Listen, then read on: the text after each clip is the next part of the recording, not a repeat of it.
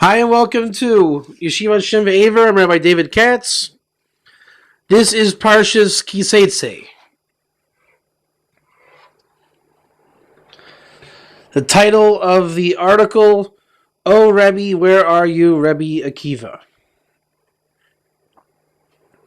Questions, comments, or feedback I can be reached at rabbikatz@virtualyeshiva.com. All right, we are closing up the Torah, coming into the end. It's just getting more and more interesting, and I have to say, ever since we started doing the Zohar practice, I think that's really a key element. I think all the elements came together. The Zohar really just gives the message with the program that we're doing.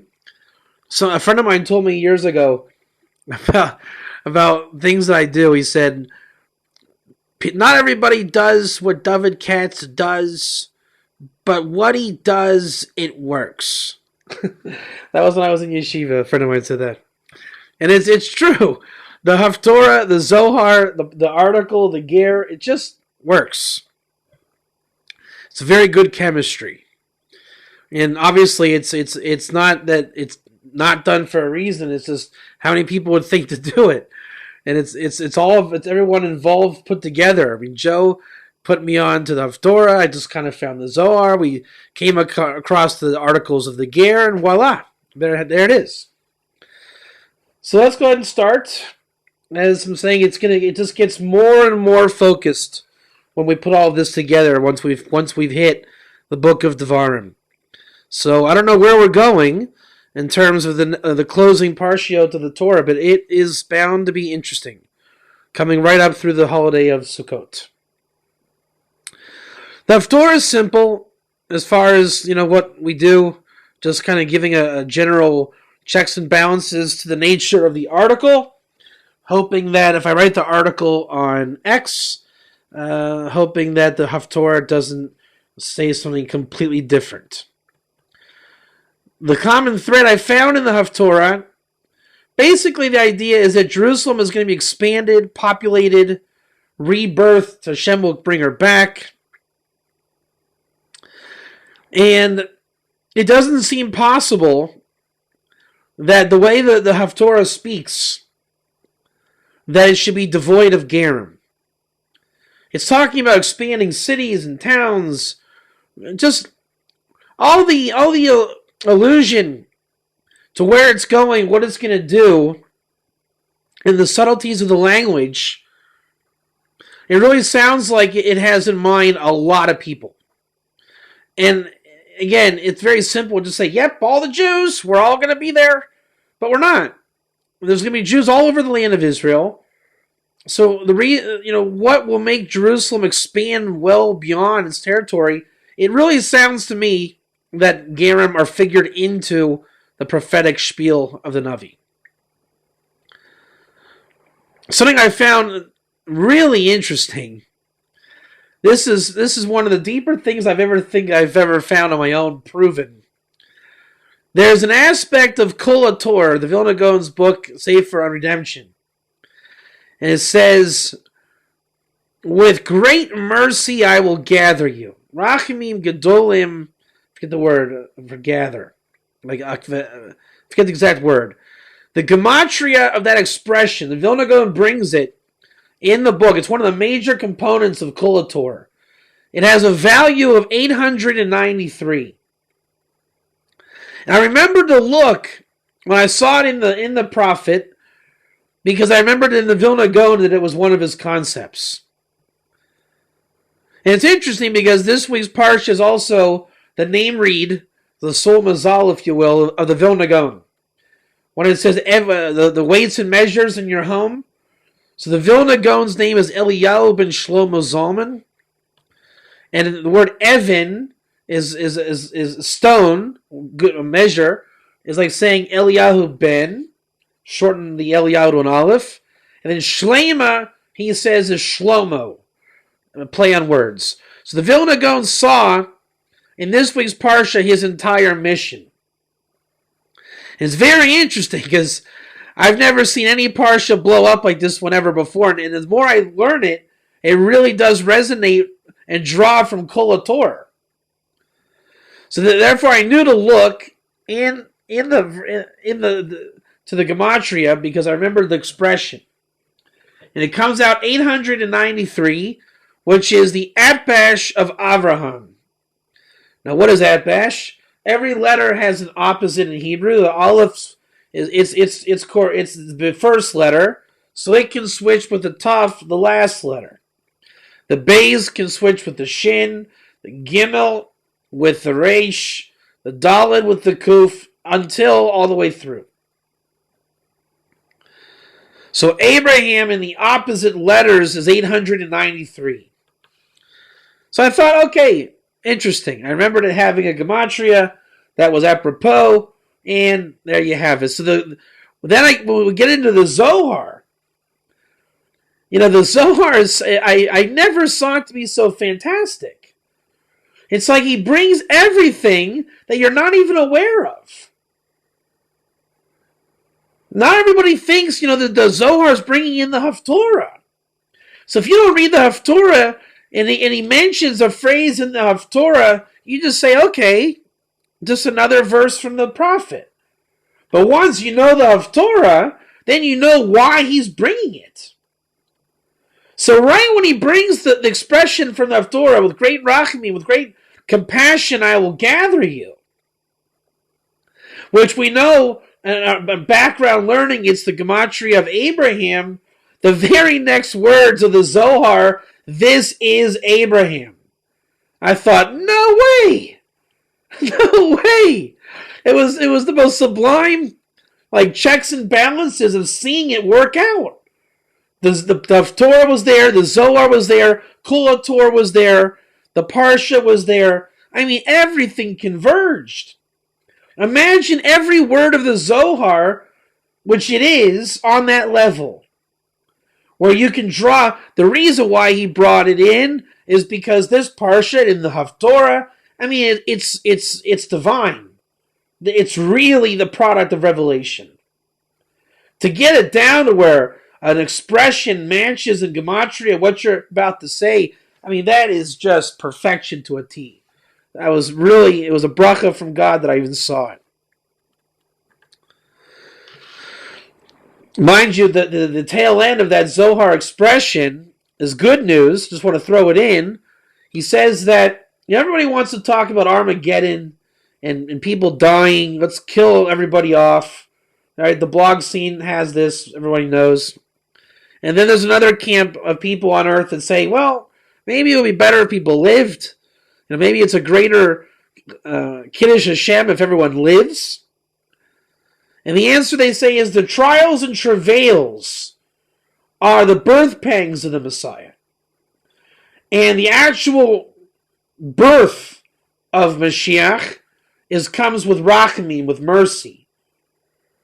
So once the labor goes out, once the head is born, which for the Noahides, that means back to the forefront of Torah, in terms of they now have access to everything when the head of the baby comes out and it can't be disputed. From that moment on, it's mercy. So before we get into the Zohar, just want to say how the Zohar ends. It ends with the practice of the holidays being an impetus for the redemption.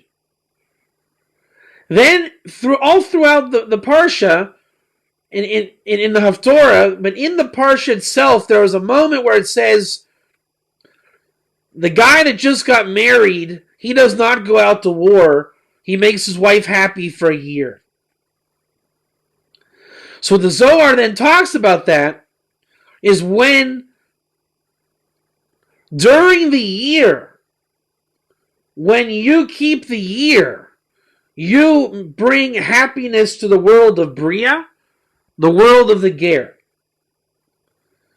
Then when you put that with the end of the Zohar, the holidays, the moments, that everything really is a moment.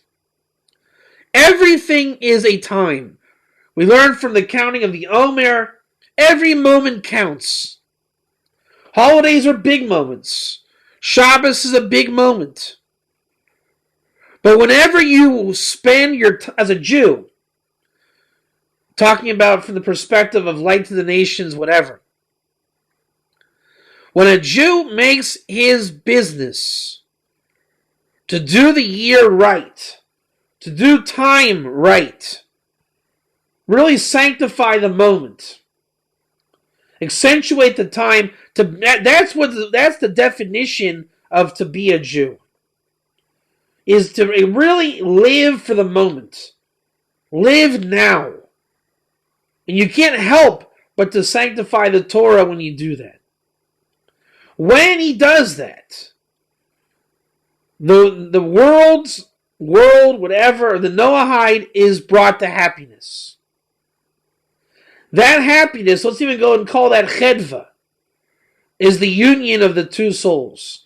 The two worlds, all twos becoming one, is drawn from that service. And there's a reason why. It is not indigenous to the Jew. The Jew is not indigenous to live for the moment. In fact, he is not living for the moment. He's not living in any moment. He's learning the whole Torah. Doesn't matter what. He has no focus. There's all the time in the world. Go to yeshiva. You'll see they have all the time in the world. And they think that that's going to change the world. What the ger does is it brings them to focus. But not only that. This is the Torah of the ger. Why do the gerim only learn the Chumash? It's what the Vilna Gaon says. It's the secret of the Torah of the year. Every parsha, you go with the time. And in the parshiot, there are times. Times are always being sanctified in the Torah. The gerim are following the parsha. Therefore, the cycle of the ger is to live every year by year by year. And from that, you will accumulate more and more Torah ground. So let's say that when the Jew understands the ger, what he effectively would be doing is living their Torah reality of the parsha cycle of the year. And getting in sync with that style of learning. That's when the two really become one. Learning partners, the whole Torah is given, all the holidays given, Shabbos is given, redemption comes. So as a Jew, as he warms up to the ger, what that really means is he's living his life as a Jew, and the ger is living his life in accordance with the Jewish year. Which let's call that real Judaism. And that's what the gerim do. Taking on mitzvot in more practice to live that Jewish year reality. It's not about schnapps and herring. It shouldn't be for the Jew either. That was that time space where there was no essential time. It was just existence. But eventually that existence has to be plugged into something tangible. Again, that's Atzilus and Bria, the higher worlds, connecting as one. The light to Jew upon the nations is when the two worlds unite. The Zohar outlines how that works very clearly. So Jew in motion through the year, living the Torah holidays as he command. Then you inspire the world to take on those commandments and follow suit and bring the year into the world. The Ger Toshav world is enlightened. Literally. And nothing creates a greater happiness than seeing the Jewish people do, let's say, the enactment of the Ger learning Torah. And then this goes back and forth infinitely. The Jew does the ger does the Jew. I mean, this is just two souls wrapped as one. So the Zohar talks about these kinds of topics this week.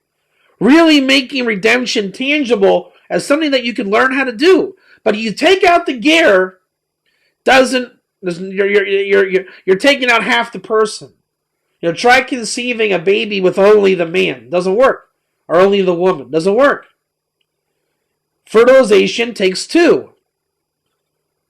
So what's happened is we've gone through the whole Torah now, 4 books. Let's just call it 100% Jewish. You get to Devarim, and it wasn't 100% Jewish, but let's say our attitude was it was only Jewish. When you get to Devarim, and you start to repeat the Torah, the Zohar says the word Mishnah, which means 2 or double, also means teaching or neshama or the oil or 8.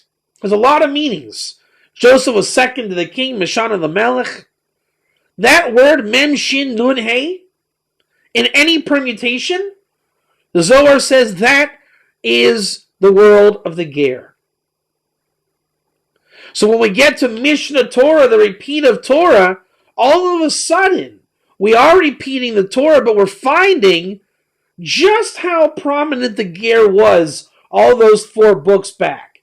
Until it culminates this week when we open it up and there's a whole world ready to be explored before you, that the really essential learning, if you look with the Ger, every word, every pasuk or verse in this week's Parsha can be a commentary of the Torah of the Ger.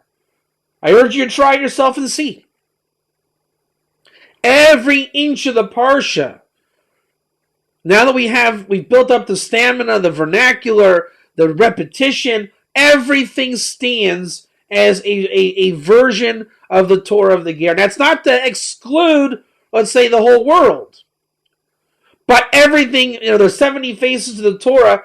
This is one Parsha where it is very clear every single space is a Ger Torah. The example is the virgin who her husband, he married her and said she wasn't a virgin. I want my money back. When I saw this, and the Zohar confirms, is that what makes a Ger distinguishable amongst the idolatrous nations is the guardianship of purity on the body. And even though it's not done today, the union of these two peoples, in the past it was done. And that was the undoing of the relationship. That 2,000 years ago it was so much done, the priesthood lineage was lost because of it. At that point in time, it was over. Religion came out, you went your way, they went their way, done deal, see you in the end of days. The two camps inherently want to be together. But it's such an intensity between Atzilus and Bria, and sometimes there was relationship, sometimes there's hatred. It's like 2 cats mating. In Sfat, there's a lot of cats everywhere. They want to kill each other. Sometimes. And sometimes they walk the streets together. There's all over Israel, there's tons of cats. You see the demographic of cats that way. But there was a precedent a long time ago. And what made that precedent happen was the distinguished level of the Ger women. They learn it from this week's Parsha. The first way the Parsha opens, the beautiful women would come back from war, take one as a wife, and Pinchas was there when they came back from Midian, so they learned it by the priests as well. Again, not done today. But so what happens then when a Jew takes her, not from war, just in the world, and he gets cold feet and he says, man, people are gonna look at me funny if I don't marry a Jewish woman. I mean that's just psychology 101. Black guy, white girl, Chinese and African, whatever it is. Interracial marriages, there is a stigma from the world. Just a fact. So what the Torah is saying is, if you're going to get involved in a relationship like this, where family lineage is an issue for you, which especially for the priesthood, Because he really has a family lineage here. If she's busted, no go. She is not able to go with him by law. So there's a law weight on this. There's the social weight on this. If you're not prepared to get involved, don't get involved. And nobody else really has this advantage to this level of purity other than the Ger women. Once you get into it, you see how perfect it fits. And it's no longer judgment, but a merciful law. I mean, it really has the empathy for her. Don't get involved with her if you're not prepared to measure up to the standard. And that goes for the Jewish camp as well, when there's lineage issues. So those kinds of areas in the Parsha, and the whole Parsha really represents in a commentary for the world of the Ger. On every level.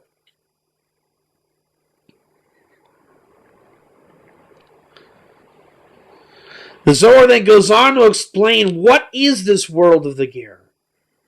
What is it?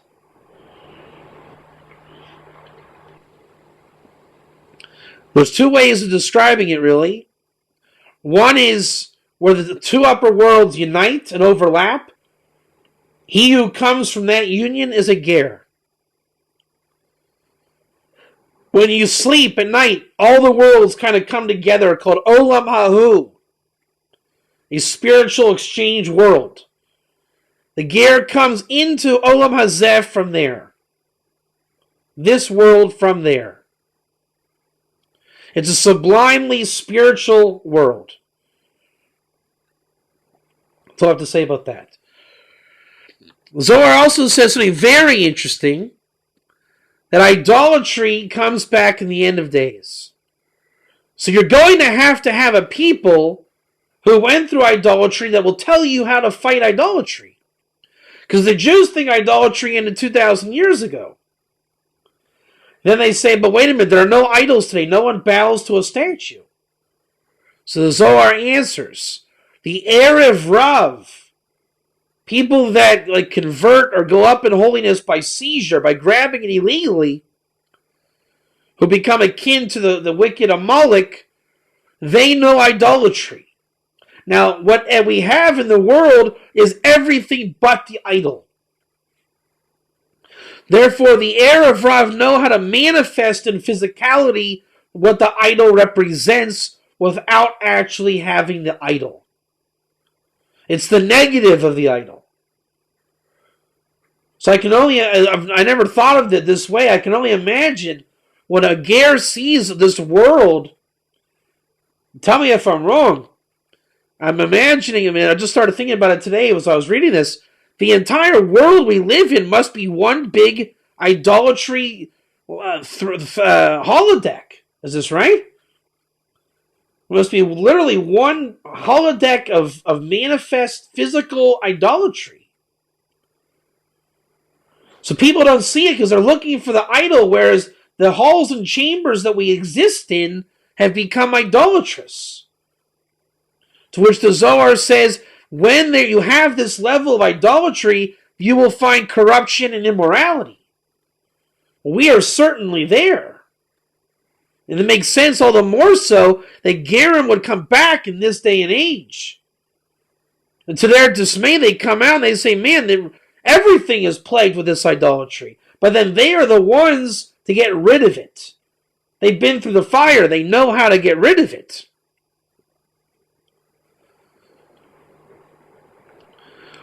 Then it goes into a commentary about Moses.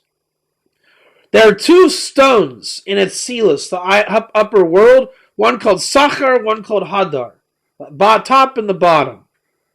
It's just kind of like a benchmark for the beginning and the end of the world, that particular world. And then in the world below it, in Bria, the two levels of Malchut, revelation of God, are also depicted by two stones. When Moses stands at Mount Sinai, this is why God tells him, remove your shoes. As if to say, Moses, you and your Torah span two worlds. Right now, I want you standing in only one world. And shoes represent the lower of the two worlds. So then when he goes before the rock, God says, speak to the rock. Moses then plays with the nature of Adam. The concept of, I will bring Mashiach. Rather than Moses taking the bull by the horns to be Mashiach. By bringing Mashiach, what does he do? He says, I know how I can bring Mashiach. But to get the light from the upper world to the lower world, you have to strike two rocks. I'll hit the two rocks. No! First, you have to entertain where you are. Speak to the rock, then you hit the rock if God tells you to. Moses fell where everybody has fallen. Jethro as well. Jethro says, I'll bring Mashiach by going abroad. Whereas if Jethro stays where he is at Sinai Revelation, he says, me staying, this causes Mashiach. Moses is not in Mashiach mode, and he's giving the Torah for Gerim and for Jews. He spans two worlds. Jethro then had the ability to confer upon Moses, Moses is indeed Messiah. So instead of bringing Mashiach, there's the concept of just acting it out. This is it. As the Talmud says, if you would hear his voice today, he would come. This is what got Adam. This is what got Jethro. This is what got Moses. This is what got Ezra. Everyone's always looking to bring. That's Mashiach ben Yosef. Mashiach ben David is when it's now. David makes the law that separates Jews and Gerim for the sake and existence of survival of both. But by doing so, he repairs Adam for not saying, I'm bringing Mashiach, for only David is Mashiach. Therefore, by doing it, he's saying, Mashiach is doing this. And for that, David was rewarded with being the Mashiach. However, it couldn't happen fully in his day by what he did. Solomon then tries to reiterate, but David, by doing this, becomes an aspect of Joseph. By implementing this. There would have needed to have been a further revelation which never came. King Solomon tried to further the revelation, but again, there was the idea of bringing Ben Joseph, instead of realizing that Solomon was the son of David.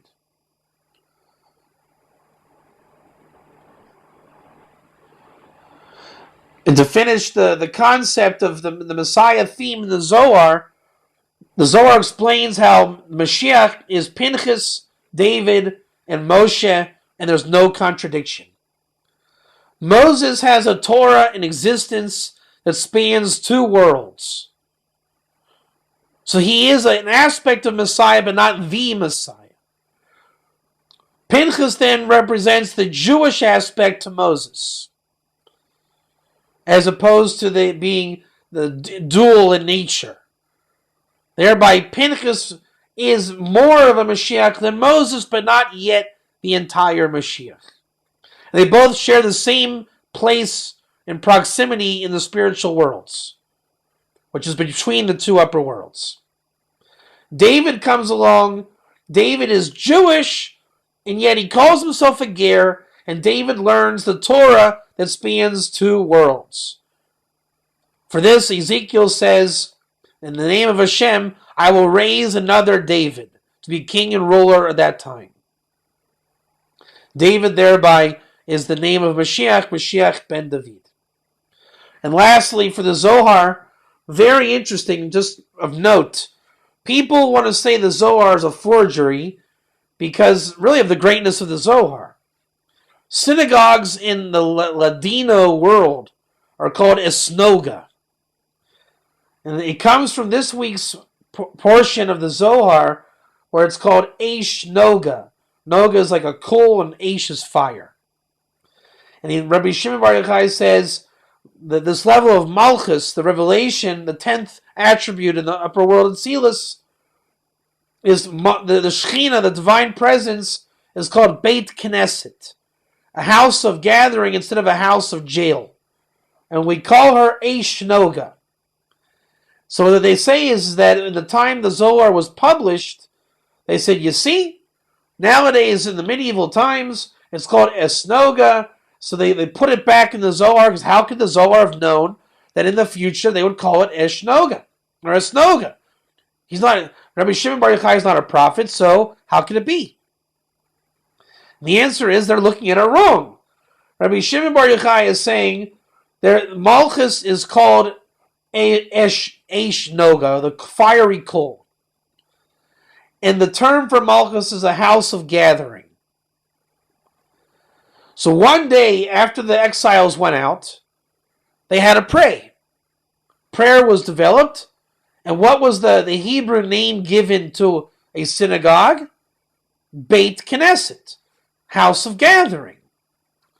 So once you have the house of gathering, the Beit Knesset, the future template of synagogue, those that were aware of the Zohar, in a foreign tongue, because in Hebrew you would have no reason to call it something else. Let's say the 9th of Av in Hebrew is called the 9th of Av.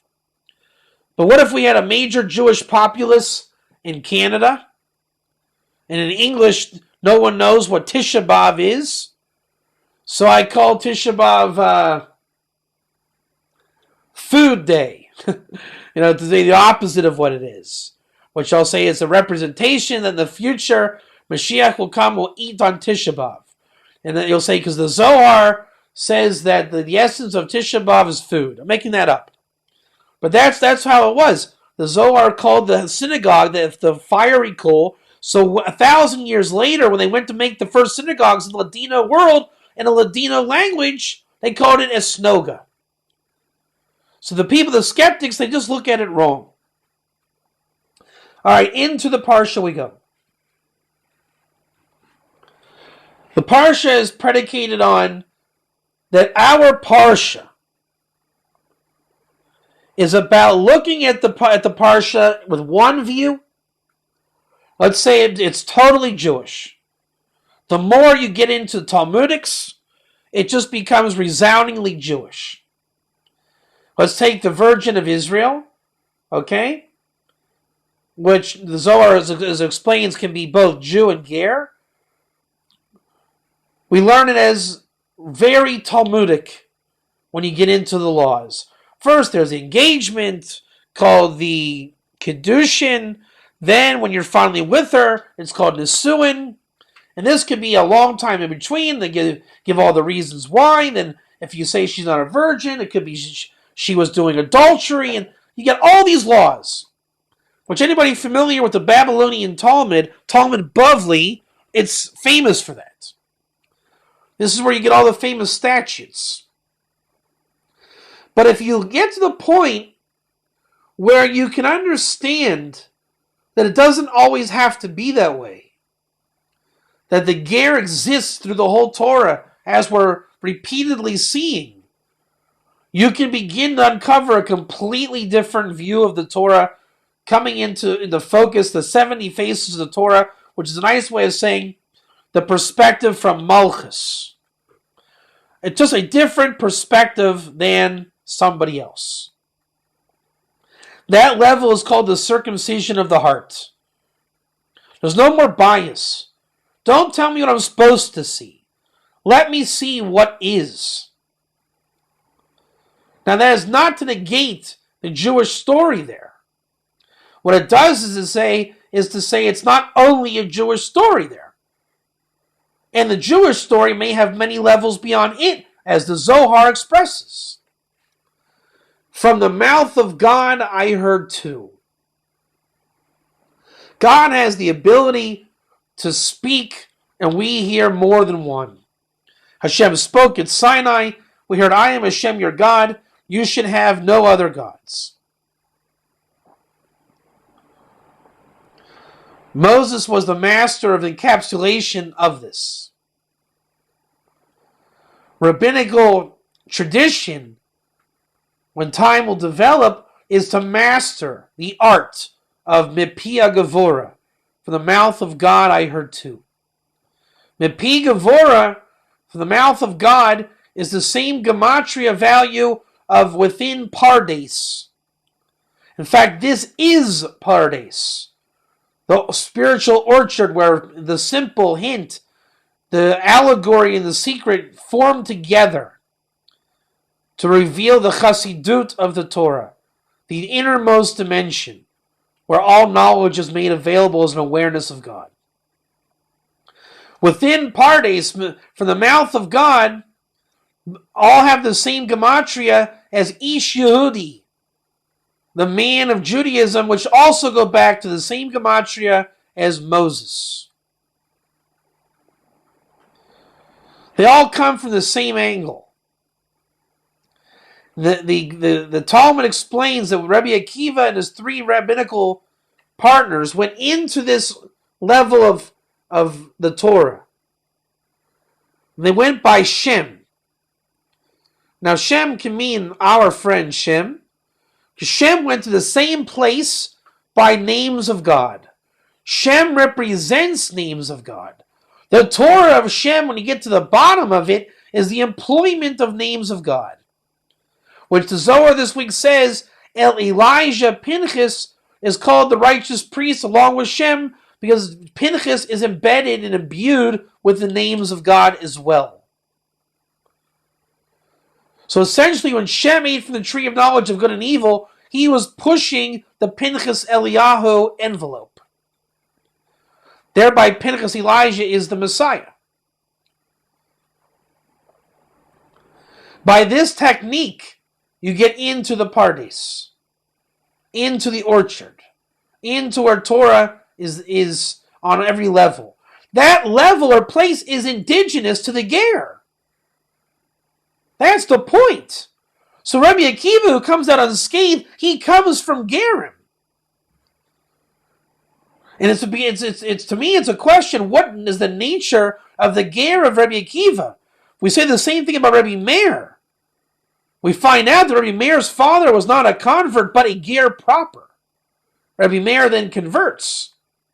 Rebbe Akiva was a Jew, but he comes from Gerim. 2 generations. It's apparent from the Arizal that the type of conversion was actually not a conversion per se, but the launch from Ger Tzedek into Judaism a la Ruth.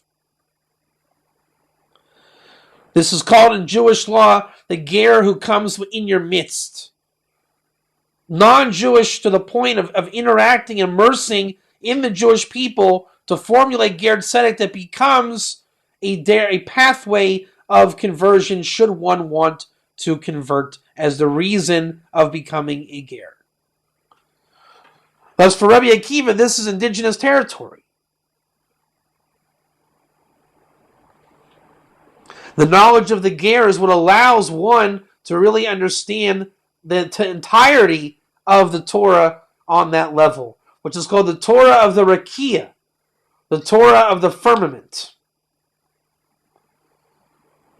And Shem is the what's called the dugma, or the benchmark of such learning the Torah. Shem, we know, is connected to the names of God, the inner dimension, Gerim.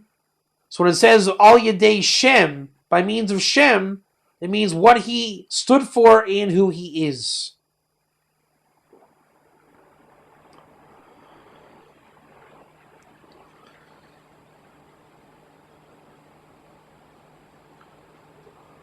The essence of exile is to be able to spot and identify true Torah scholarship. To ascertain that the Talmud Chacham, the scholar, from the Shindalid Yehudi, the non-kosher Torah source. Which the Zohar again goes on to explain that the ger and the Torah of the ger has the ability to rectify porous Torah scholars. But the redeeming factors of true scholarship is when you have the ability to contain from the mouth of God, I heard too. Rebbe Akiva was the first of our tradition with the oral Torah as we know it being written down, which writing is part of the revelation concealment, to reveal and conceal at the same time, to make the Torah make sense on a judgment level, maybe even seem a bit nonsensical or severe, yet have the ability to contain that if you look at it a different way, circumcise the heart, weigh in the ger into the equation, it reveals that domain that's not exactly the Kabbalistic world, it's Olam Ahu. It's just the spiritual world, the world of the ger proper. Rabbis that over time have this ability. As the article explains, one of them was the Rambam. Again, Rashi, Ramban, all the famous classic scholars, let's say all the way until pre-World War II, the big ones have this ability. Nowadays, I think the art of writing has been lost. I don't think Twitter and Facebook are helping any rabbinic causes here. Because it used to be that writing was all you had. There wasn't an internet to teach Gerim, an internet software and record an MP3 and send it to your email. Back then, your only avenue was to write. No, back then, you're not going to send an MP3 in 2013 for someone to hear your discourse. So you better master the art of writing Torah. That art made the great rabbi. Today's world basically has rendered the rabbi useless in terms of in comparison of what made a great rabbi. Me speaking as myself as a rabbi, I don't feel compelled to write a magnum opus. One major work that will define my existence. Because I have so many other avenues of learning and communication, it would almost seem like a waste of time. Now, what our generation has a benefit is the internet. We become a scholar in much broader terms.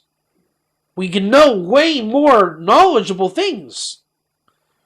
But then your mastery level goes down, so you have to find a happy medium. Back then, they mastered what they were doing by necessity.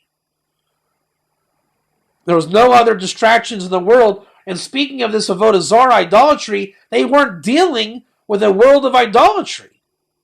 Whereas idolatry in our world actually gives off knowledge. That's the irony of the internet. The Paraduma program, that which makes you impure, will make you pure. And the four that go into the Pardes, Rabbi Akiva, Rabbi Meir's teacher Acher, and two others. One became mad, one died, one became a heretic, and Rabbi Akiva goes out unscathed. Even that needs some understanding. Rabbi Akiva is unscathed, but his reward, Moses asks, how could this be as the guy's reward to have his skin raked off by Romans?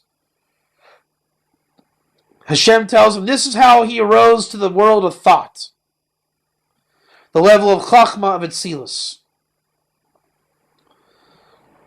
There's a concept of kruv, of semi-angelic beings. The most righteous of souls become kruvim. Maybe you know it in English as cherubim, kruvim.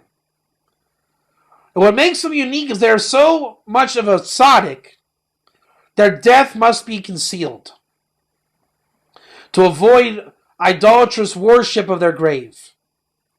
Because they do die the death of man. That's undisputed. And to avoid complications of the grave, their graves are concealed. Moses, Joshua, Rabbi Akiva, Pinchas, Shem, David. The list goes on and on. The absolutely righteous cling to the upper world as a service. The soul clings there. And it functions, continues to function as an agent that God uses. Rebbe Akiva had to undergo his death to achieve the level of where he was going in a soul level. The other three were not so fortunate. Rebbe Meir's teacher, in relation to Rebbe Meir, still had a relationship with him. It would seem he understood what the revelation is about, but then he came to deny the fact of Rebbe Akiva's warning, don't say water, water. There's no distinguishing between that and this. The one that went crazy, he had a distorted view of what he saw. And the one that died is my opinion. This is just my opinion. I think that he just dropped out of religion altogether. He fell victim too by realizing revelation. He did not go the extra yard to see how levels of revelation all serve a purpose. The fact is, the Torah, as we see it, is a reason why it's written the way it is, why it functions the way it does, i.e. why it doesn't yield well to the ger on first sight. Why is the ger told 7 go to heaven? Let's say to see a higher revelation, then you see the lower side and say, who needs it? That's the point. The lower revelation serves as a vessel, lowest common denominator, to raise everything up from it. Which Kabbalistically, that's how the two worlds unite. You bring the light from Bria and join it into Atzilus, and they become one.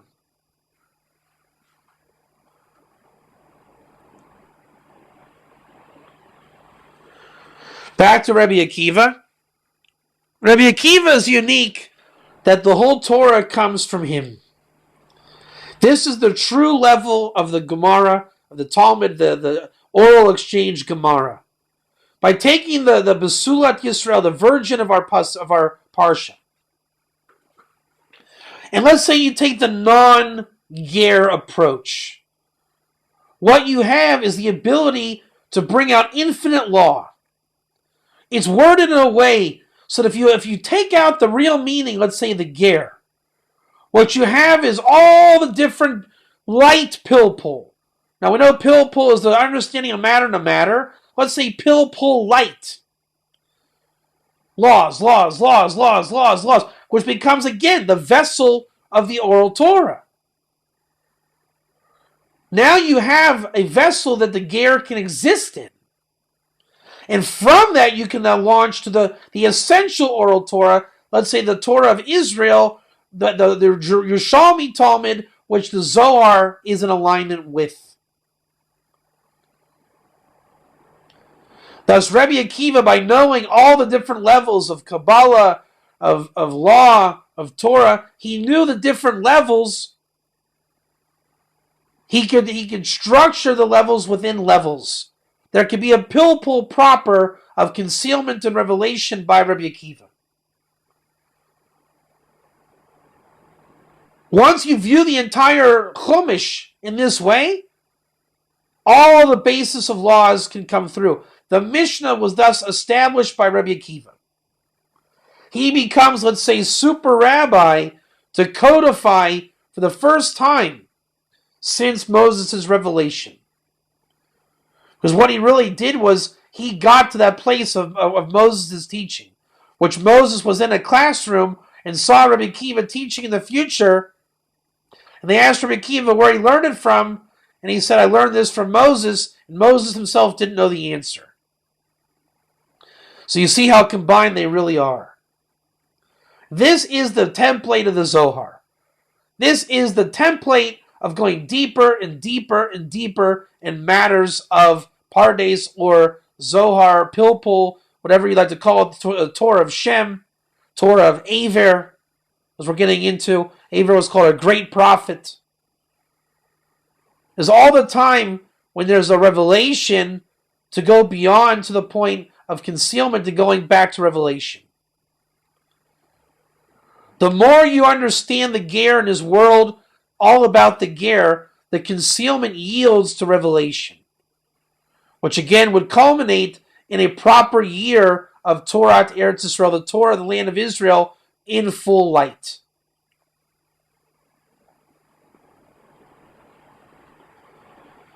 This is the exact concept of Mishnah Torah, the repetition of Torah.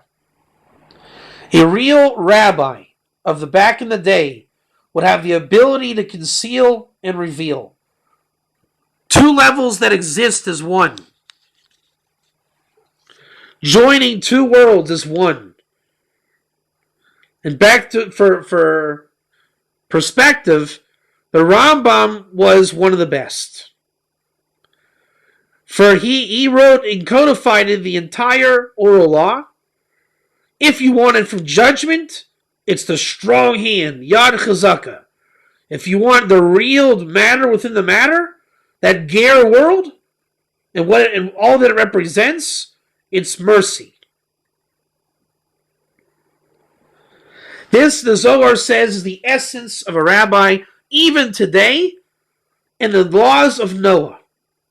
7 laws of Noah, 7 Sfirot, the space between Tiferet and Malchus, the Jewish spot of holiness, the Ger spot of purity, and in between static and opposition.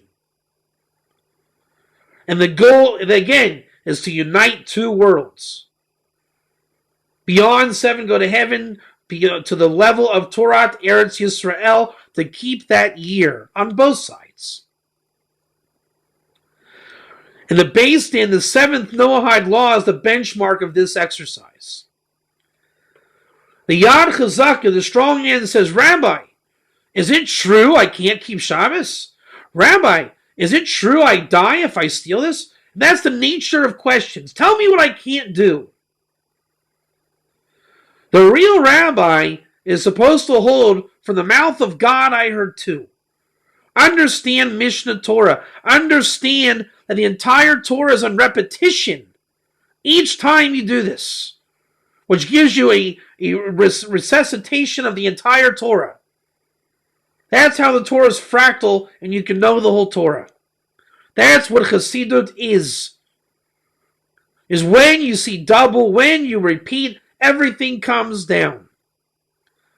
And in a natural way, you can conceal and reveal. There's a wisdom to it. And wisdom means you do it and it works. So the rabbi hears it, see the double, review the entire Torah that comes by doing as such, and you will find the merciful Torah answer for the Ger, and everyone on earth in this instance is a Ger. There's a merciful answer for every judgment, Jew and Ger. Jew as Ger. It comes down as a merciful answer.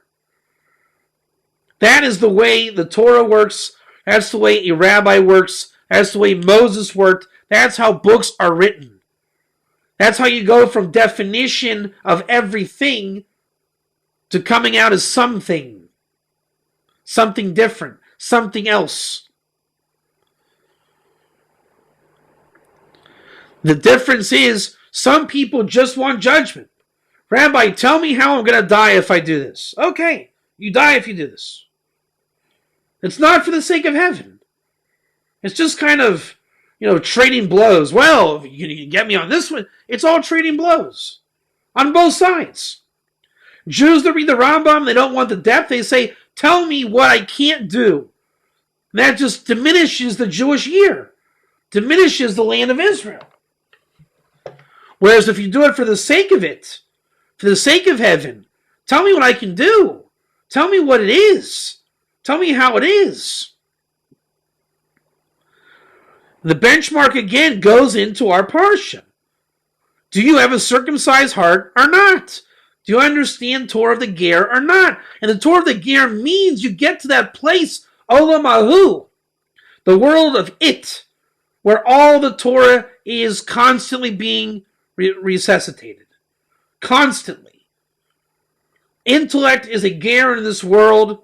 Go back to that world, you get intellect. The ger comes from there. The ger shows you the path to there. Shem got there. Pinchas got there. Rebbe Akiva followed their trail and got there. Rabbis implemented that fractal until this day. Every generation can get there. Do you see Basulas Yisrael, the Virgin of Israel, as a Jewish pilpul of the Talmud of Bavli? Or do you understand this is saying Gerim exists too?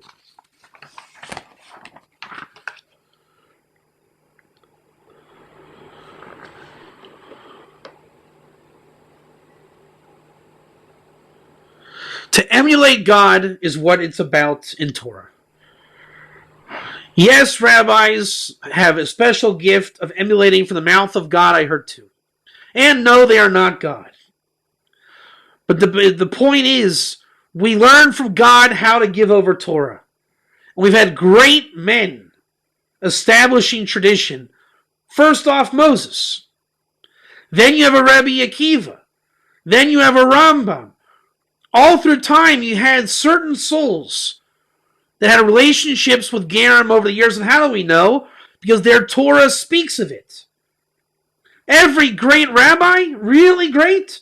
Again, you want to know the signs, who's great? Do they love the ger? Do they contribute a Torah of the ger somewhere in their liturgy?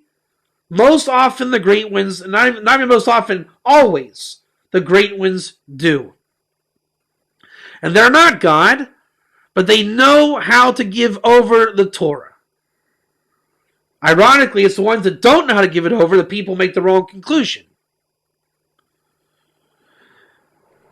And eventually we'll come back to the level when Torah will be given clearly again with a vibrance on this level. Mashiach will bring back the art that has been temporarily lost of giving that Torah over on that level, which will end the speculation of idolatry.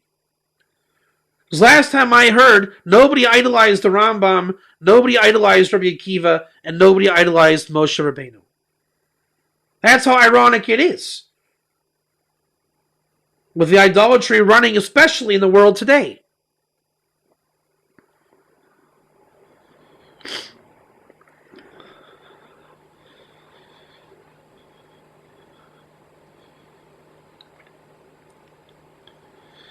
The entire point of the ger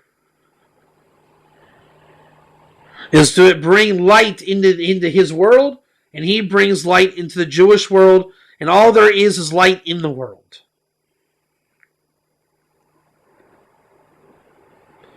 Moses and Jethro were one example where the rectification of the firstborn could have been done.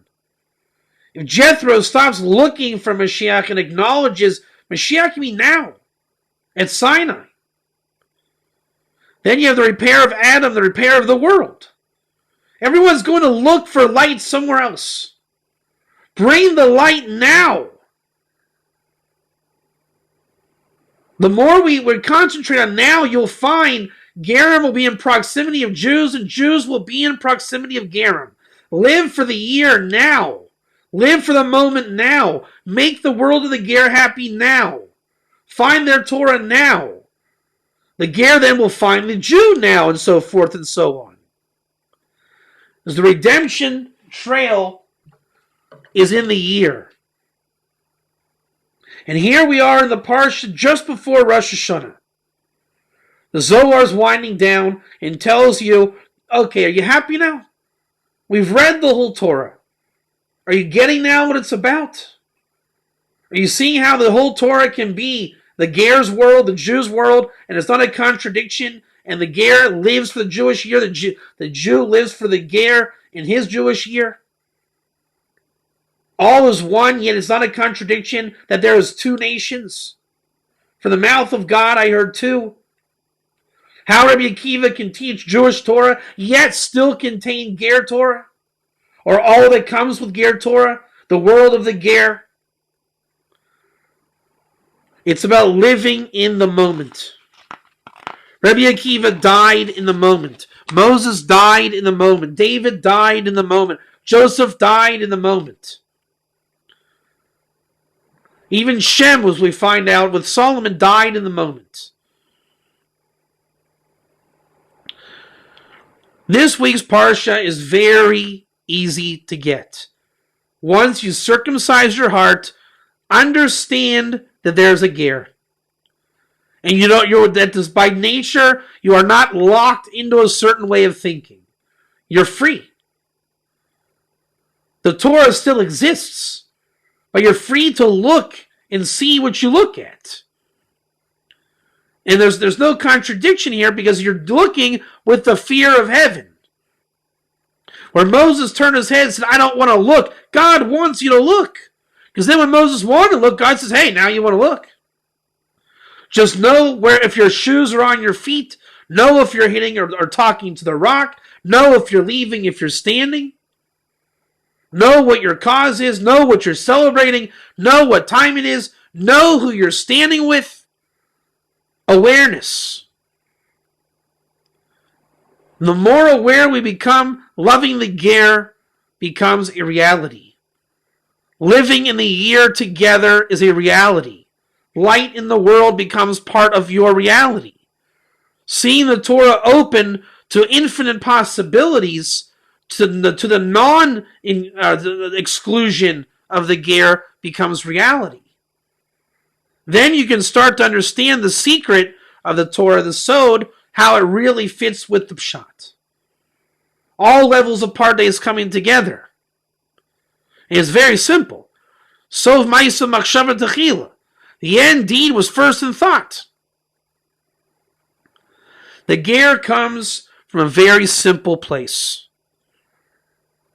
The Torah of the ger is the Torah of Israel. The Torah was written by Gerim. Torah was given to the ger. Moses was a ger who knew everything about Israel. How? How? Because that's where the ger comes from. It's that place, special place in the upper worlds where he's drawn into this world from. He knows the Torah on that level. He needs the Jew to act it out so he can say, yes, this is home. So if it already happened then, with Moses out of the land, now we can start bringing Moses in the land and bring the final redemption. But the time, as always, has to start at some time. Now would be the best time. There's always a holiday. There's always a moment. There's always a ger and a Jew if you look. And when the moments come to an illumination of Eretz Yisrael, the Jewish year manifest as light before us, as the Zohar says, you can wait and not wait any longer, but expect and be gladdened after the long wait of the complete redemption that will fill the entire world. Thank you very much. I'm Rabbi David Katz, and I hope you enjoyed the Moshe Shabbos edition. Questions, comments, or feedback, I can be reached at RabbiKatz@virtualyeshiva.com. See you next Wednesday.